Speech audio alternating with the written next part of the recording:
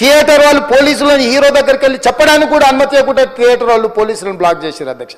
ఎప్పుడైతే హాస్పిటల్లో తల్లి చచ్చిపోయిన పిల్లగాడు కూడా ఆల్మోస్ట్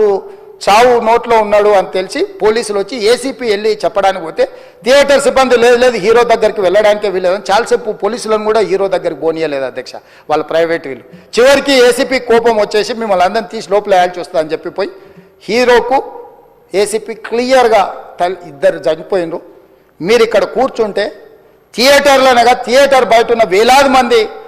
ఈ సినీ అభిమానులను మేము కంట్రోల్ చేయలేకపోతున్నాం, ల్యాండ్ ఆర్డరు శాంతి భద్రతలు చేయి దాటిపోయినాయి, మేము లాఠీ చార్జ్ చేయాల్సిన పరిస్థితి ఉంది, మీరు దయచేసి వెళ్ళిపోండి, వచ్చిండ్రు చూసిన కదా వెళ్ళిపోండి అంటే లేదు నేను సినిమా అయిపోయే వరకు ఇట్లే కూర్చుంటానని పోలీసులతో చెప్పిండని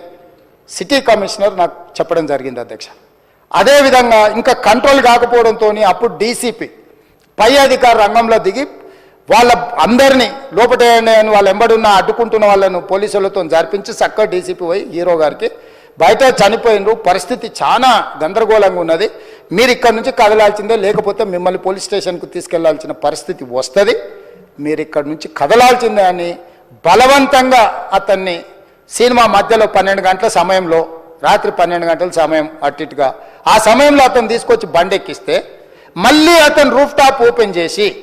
మళ్ళీ చేతులు ఊపుకుంటూ రోడ్ షో చేసుకుంటూ అంటే తల్లి చనిపోయి పిల్లగాడు చావు బతుకుల మధ్యలో ఉన్నాడు మీరు వెళ్ళండి అని వెనక్కి పంపిస్తే కూడా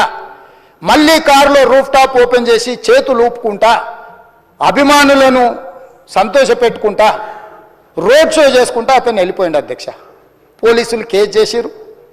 కేసు మీద థియేటర్కి సంబంధించిన కొంతమందిని అరెస్టు చేసిరు, అరెస్టు చేసి 10-11 రోజుల తర్వాత పోలీసు హీరో గారింటికి వెళ్ళిండ్రు, మీరు కూడా కేసులో A11 మీ మీద కేసు ఉందని చెప్పడానికి పోలీసులతో దురుసుగా ప్రవర్తించిండు, మీరు ఆ వీడియోలన్నీ కూడా చూసిండ్రు.